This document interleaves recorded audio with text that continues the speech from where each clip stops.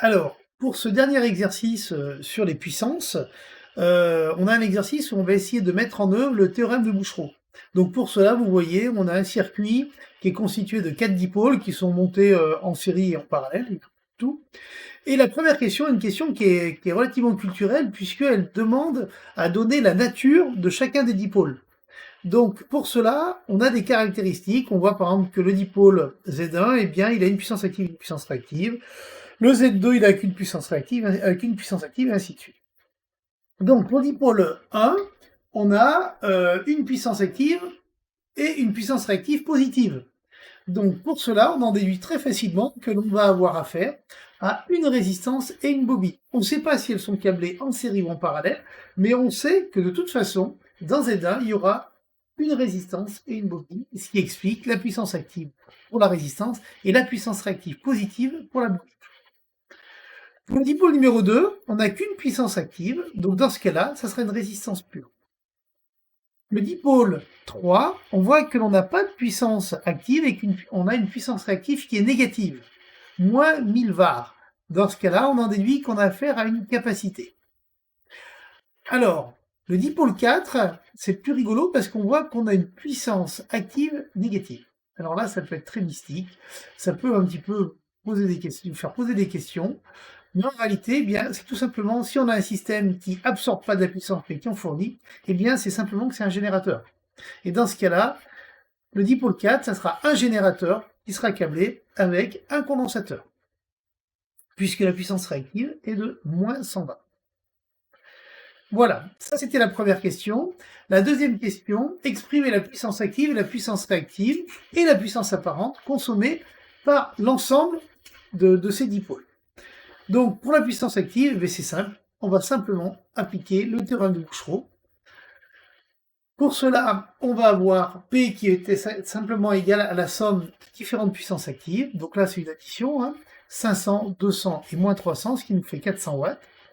Et pour la puissance réactive, eh bien, on se rend compte que l'on va avoir là encore une puissance réactive qui va être négative, puisqu'on a 100, moins 1000 var et moins 100 watts, ce qui nous fait moins. La puissance apparente, attention, je vous l'ai déjà dit en cours, vous l'avez noté en rouge normalement, en aucun cas, c'est la somme des puissances apparentes de chacun des dipôles. Mais on déduit la puissance apparente simplement en faisant la racine carrée de la puissance active plus la puissance réactive au carré, ce qui nous donne ici 1077 VA. Donc là, cet exercice, c'est vraiment des applications bêtes du cours. Si vous apprenez le cours, logiquement, il n'y a aucun problème à ce niveau. Donc après, on nous dit en déduire la valeur efficace et le facteur de puissance de ligne, sachant que on est alimenté avec 400 volts. Donc là, le plus simple, vous connaissez la puissance apparente, d'accord? Donc à partir de là, eh bien, on peut simplement calculer I en faisant le rapport de la puissance apparente sur la tension efficace, et on va trouver ici 2,7 ampères. On en déduit aussi le déphasage total, d'accord? Le déphasage total, eh bien, ça va être tout simplement P égale UI cosinus phi, et ici, cosinus phi qui est égal à P sur S. Donc, ici, 0,37, donc notre facteur de puissance est à peu près 0,37. De la même manière, on va pouvoir en déterminer le déphasage aux bornes de l'ensemble, qui est égal à ça. Alors pourquoi est-ce qu'on calcule les deux? Tout simplement parce que si on calculait uniquement le cosinus phi, eh bien on aurait une ambiguïté, puisqu'on pourrait être soit à plus 68, soit à moins 68. Et on se rend compte qu'en calculant la puissance réactive, qui est négative, eh bien on est sur la partie négative du cadran, et donc on est bien égal à moins 68,198. La dernière question, c'était exprimer. Je vais assez vite, mais il n'y a rien de bien compliqué. Et puis, n'hésitez pas à faire des pauses pour mieux comprendre. Exprimer donc le courant I de t, sachant qu'on a V de t qui est égal à 400 fois racine de 2 cosinus oméga t.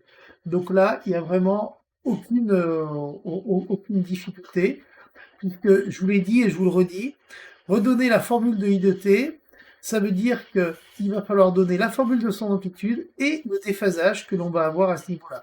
Oméga sera toujours le même. Donc, on a, V de t qui est égal à 400 fois racine de cosinus oméga t. Le courant s'écrit sous la forme I de t qui est égal à la valeur efficace, 2,7, c'est ce qu'on a calculé juste avant, fois racine de 2, cosinus oméga t plus phi. Quelle est la valeur de phi? Eh bien, on l'a calculé aussi juste avant. C'est moins 68,198, soit moins 1,19 radian.